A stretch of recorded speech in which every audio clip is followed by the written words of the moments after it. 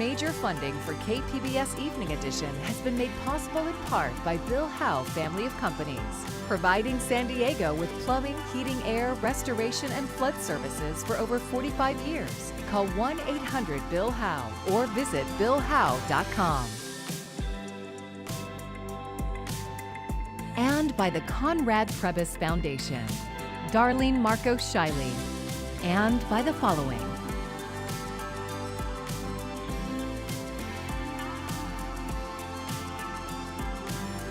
And by viewers like you. Thank you.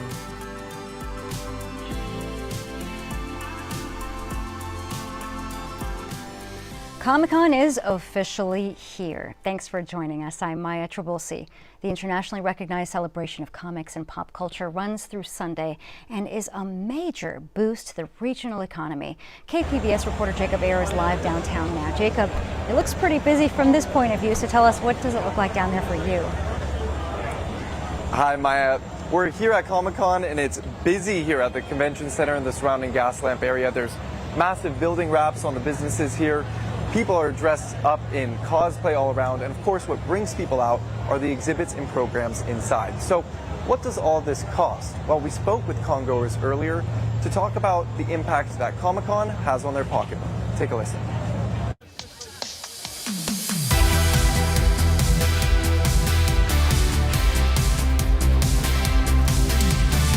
Comic-Con is a time for people to show off their passions and come together to find community.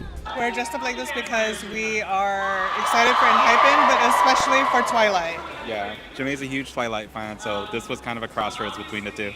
But that comes with a price tag. The hotel alone is, I think it's somewhere around 300 something a night. Between badges to get in, travel, lodging, cosplay, and merchandise, those costs can add up quickly. We've budgeted this for like a couple years now. We knew that this was something we wanted to come to, so we didn't take it lightly. We knew that everything was going to be upcharged quite a bit. I've probably spent about $1,000 in materials and just time. Time, probably about 100 hours, I would say. It's based off of the first armor set you get in the video game The Witcher 3. Andrew and Diana Bentel drove in from Lompoc on the Central Coast for their first Comic-Con. It is something that we really feel is worth the money. Local Jonathan Hilario agrees. He's already spent thousands just on his cosplay and badge. I would say currently we're looking at $4,500, but that could increase if I'm being honest. An increase he's planning for to buy merchandise. Anything from Artist Alley. I love seeing other artists and how they make their stuff. It's genuinely inspiring.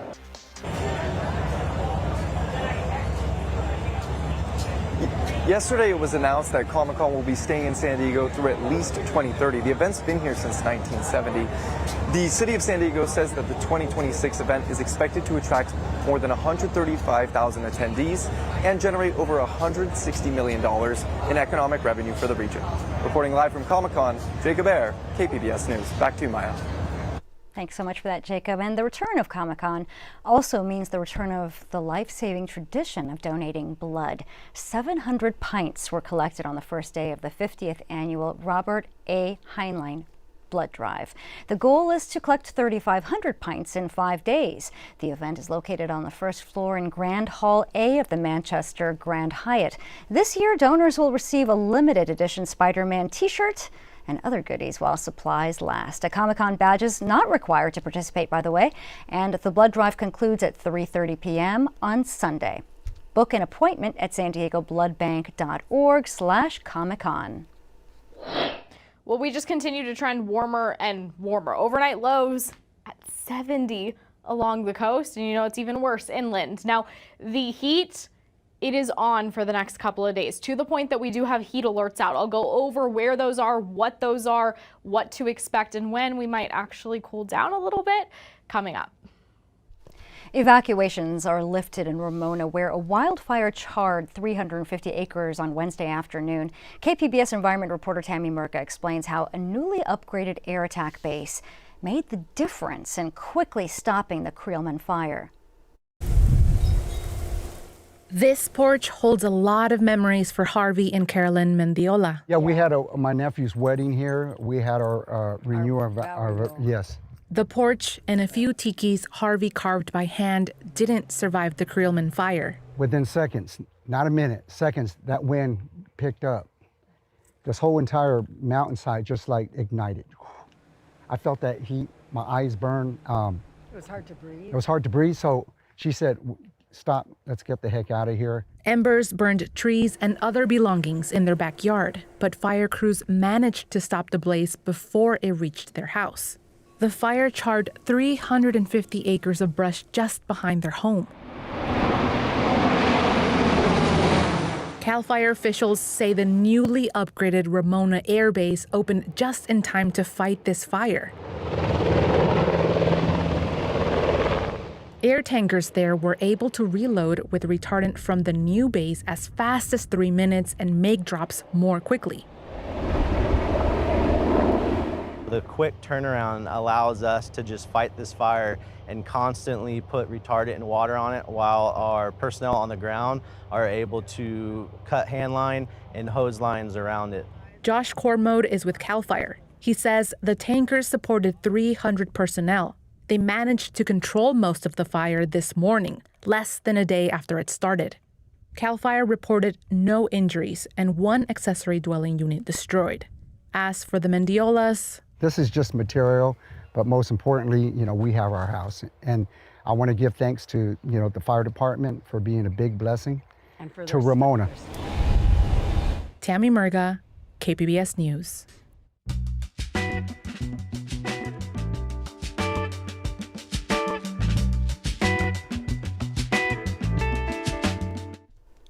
San Diego City Council member and congressional candidate Marni von Wilpert recently shared that she was diagnosed with breast cancer.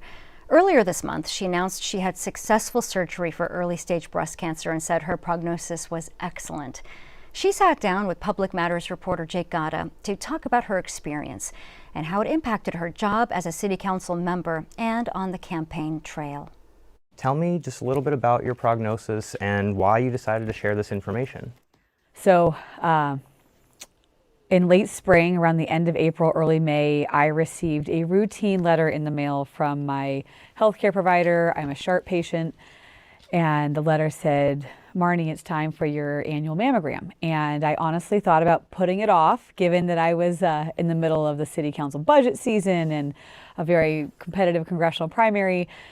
But I'm really grateful I didn't, because I went in, and a few weeks after that, they called me back and said they diagnosed me with early stage breast cancer. Believe me, I was shocked. I had no idea, and it was caught on the mammogram. And ever since, it's been a journey of a lot of doctor's appointments. I've learned that.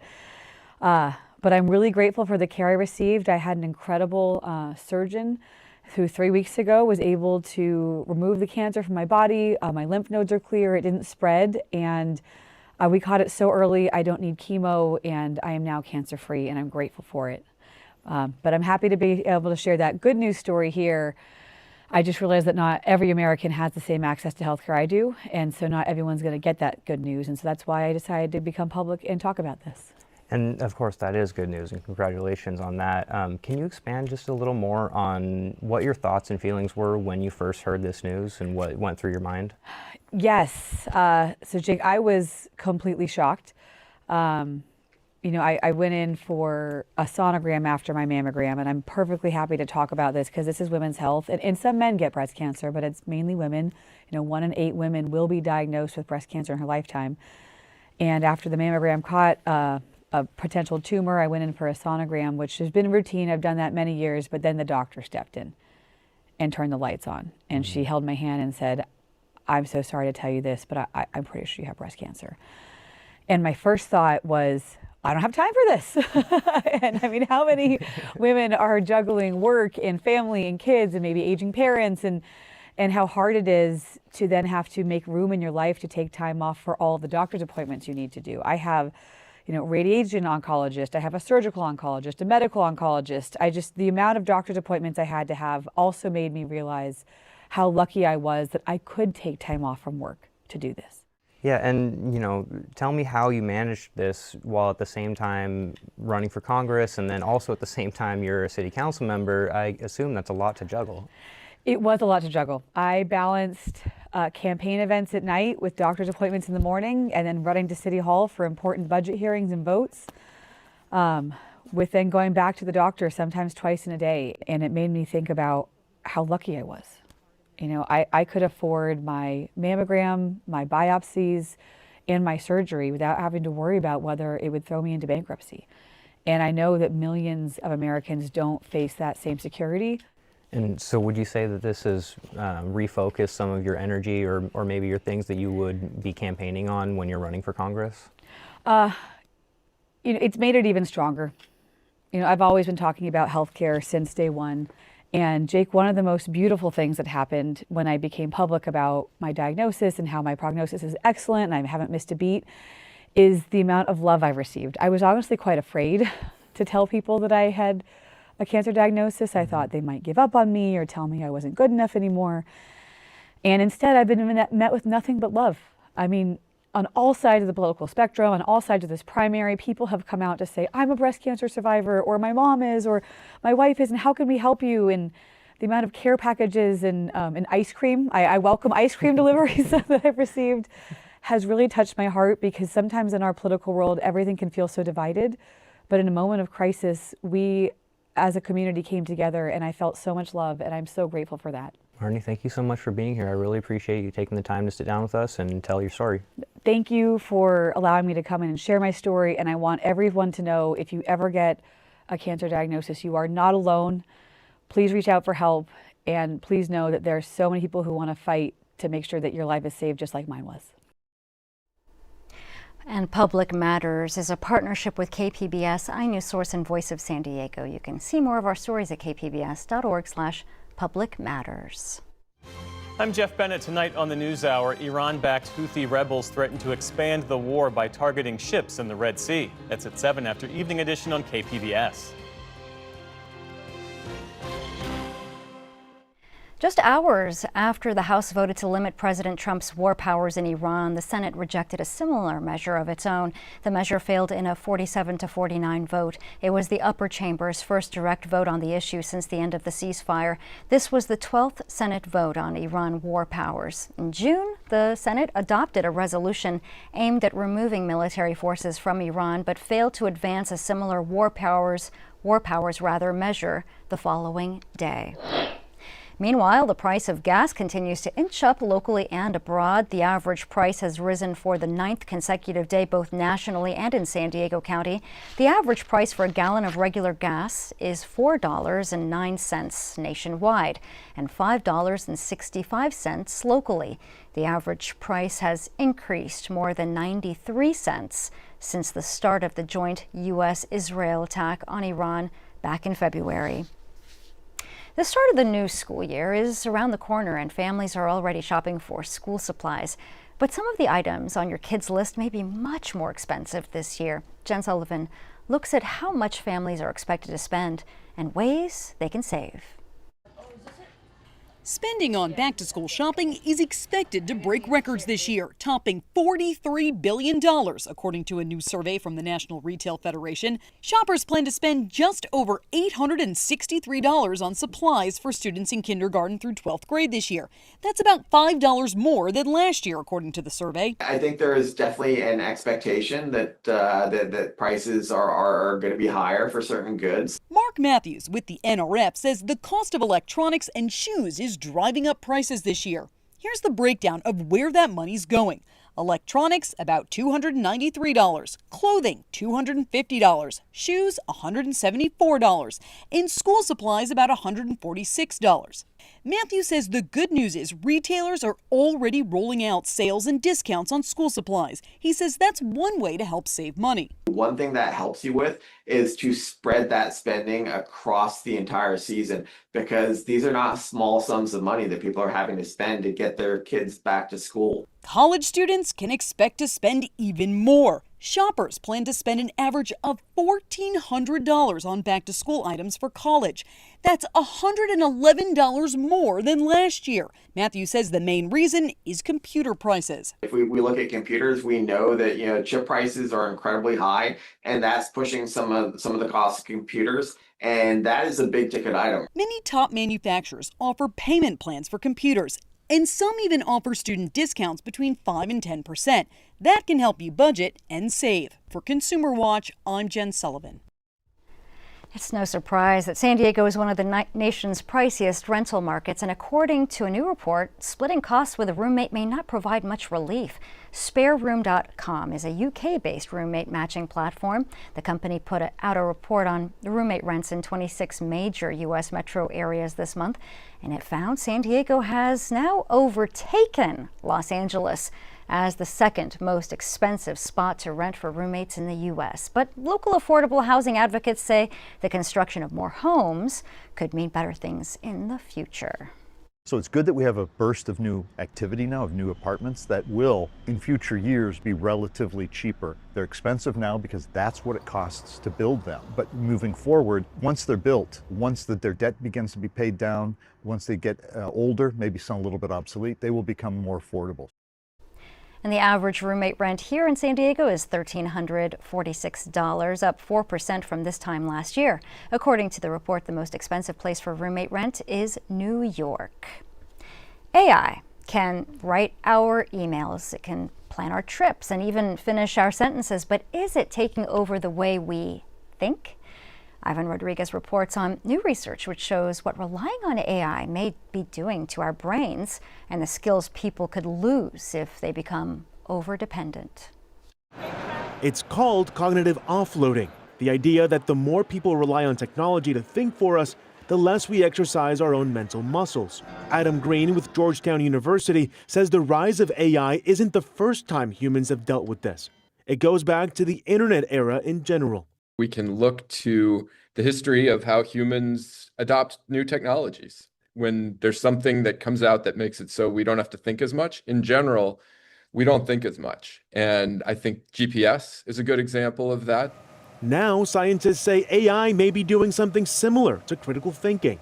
A 2025 study in the journal Societies surveyed and interviewed 666 people and found frequent AI use correlates with weaker critical thinking abilities, especially in younger users who also showed higher dependence.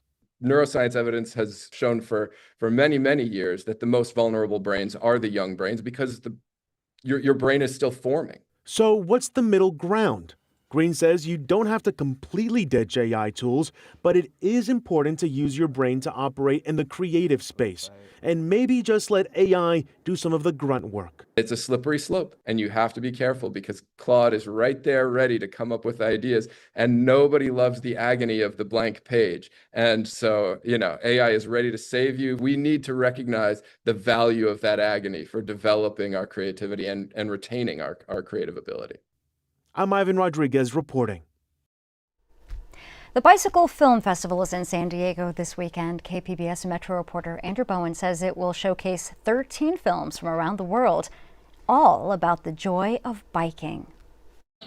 All I want to do is go for a bike ride, to sit on a bike and let the magic happen. I'm 1,000 miles from happiness. The last time the Bicycle Film Festival came to San Diego was 2015. Now in its 26th year, the festival has toured all over the world, telling stories like Cycling Without Age, a nonprofit founded in Copenhagen that takes senior citizens for bike rides. Each city's film selection is a little bit different, says founder Brent Barber.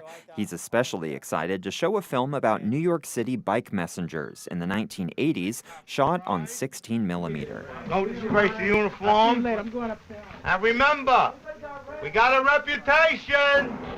A lot of young people have been asking us to play the old films that haven't been seen, this, like never been put on social media or online. So we are, we're hearing them, and it's our pleasure because we have a 2,000 film archive. Mi nombre es Karen Samano, soy mamá de Valentina y Paula, y soy ciclista urbana. The The festival will feature 3 programs: cinematic shorts, adventure shorts, and urban bike shorts. That last program includes a film called Live More, Rush Less, featuring a single mother of 2 from Mexico City who finds liberation from her ex through biking. Que yo sola podía transportar a mis hijas, que no necesitaba de él ni de ellos. The Bicycle Film Festival takes place on Saturday, July 25th at the Museum of Photographic Arts in Balboa Park. Andrew Bowen, KPBS News.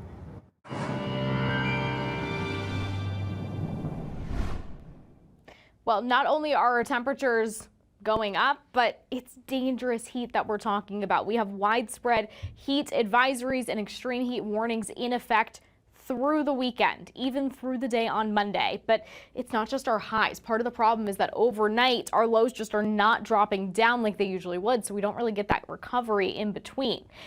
Early next week, we do have a little opportunity for some cooling, but not a lot. Let's talk about those lows. 83 in Borrego Springs. I mean, even 70 in San Diego here. This is what I'm talking about our lows just really not getting down that low. Even the upper 60s in San Diego. That was a little bit warmer than what we would typically see this time of year.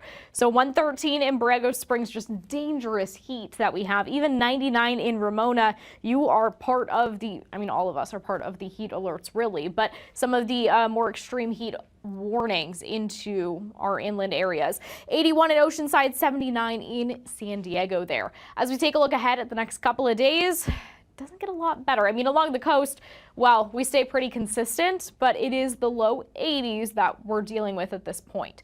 As we move further inland, we're into the 90s. Now, even by Sunday here, we cool down a little bit, but it's the difference 92 versus 89 or 88 by the time we get to Monday. Not a huge, huge difference. We go to our mountain regions and can't completely rule out a stray shower or 2 on Sunday. It's not showing up on every model right now, but it is on some of them, so I want to give you that early heads up. But also know that I'll update you tomorrow, give you an idea of what things are looking like as we get a little bit closer there. So temperature-wise, we're in the low 80s. We drop to the 70s Sunday, but you can see we go 76 Monday to 83 once again by the time we get to our Tuesday. It's a very short cool down really across the board. Friday, 113, Saturday, 113. We drop below 110 by the time we get to Sunday. I know 109 is not really that different, but 105, hey, you might feel a difference by the time we get there on Monday, and especially the clouds will really help us out. For KPBS News, I'm AccuWeather's Anna Azalian. The Lucas Museum of Narrative Art opens in September. One of the diverse works in its comics gallery is from Rafael Navarro. He's creator of the Lucha Noir classic Sonambulo. KPBS arts reporter Beth Accamano spoke with the artist at his Comic-Con booth.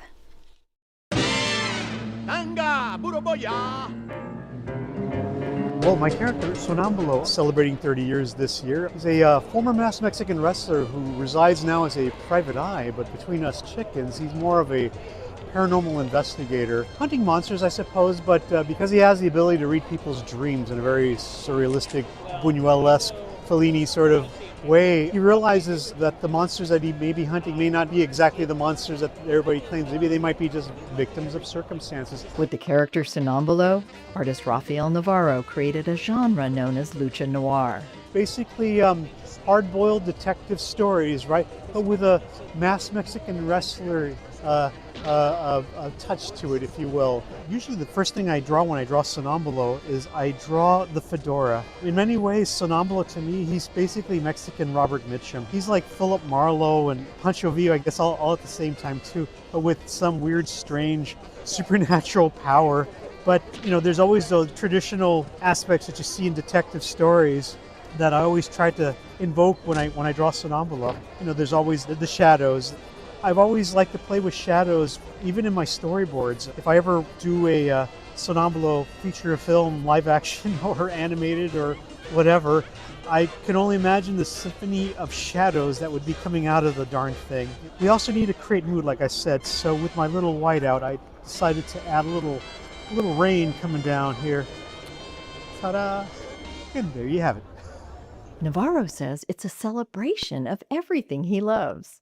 Mexico, film noir, German expressionism, Mexican cinema, surrealistic dream things, imagery. It's like making a burrito. All your favorite ingredients in one big giant burrito, for you to enjoy. A representative from the Lucas Museum contacted him about including Sonambulo. The painting that was acquired by the Lucas Museum was issue 3 of Mexican Standoff. Basically, the most visually depicted form of the term Mexican Standoff it is for me. It's basically Sonambulo holding back the living dead with 2.45 automatics. The museum also archived 32 pages from the first issue. But now that it's in the hands of the Lucas Museums, I feel more honored now because they're officially archiving it, and I'm hoping for other generations to enjoy them as I have enjoyed the work in my hands, and hopefully it'll inspire others to do the same. And what does the future hold for Navarro and his character? A couple of friends of mine and I in the industry, we've been trying to make a Sonambulo film / animation project for the longest time. It's all, always the bridesmaid, never the bride sort of situation. It's been imagined in some form or some way. So check it out, guys, and tell me what you think. You can see Navarro's bold, dynamic work when the museum opens September 22nd in Los Angeles. Beth Accomando, KPBS News. And here's a look at what we are working on for tomorrow in the KPBS newsroom. Dalia Stasevska is a rising star in the conducting world. She's also the principal guest conductor of the BBC Symphony Orchestra. She joins NPR's Morning Edition to discuss her new album and how it addresses what she feels other Ukrainian artists are neglecting. We're also continuing our Comic-Con coverage on KPBS Roundtable. We will be joined by San Diego animator Bobby Rubio, as well as indie comic publisher Keithan Jones. You can find tonight's stories on our website, kpbs.org. Thanks for joining us. I'm Maya Trabulsi. Have a good night. Major funding for KPBS Evening Edition has been made possible in part by Bill Howe Family of Companies, providing San Diego with plumbing, heating, air, restoration, and flood services for over 45 years. Call 1-800-BILL-HOWE or visit billhowe.com. And by the Conrad Prebys Foundation, Darlene Marcos Shiley, and by the following.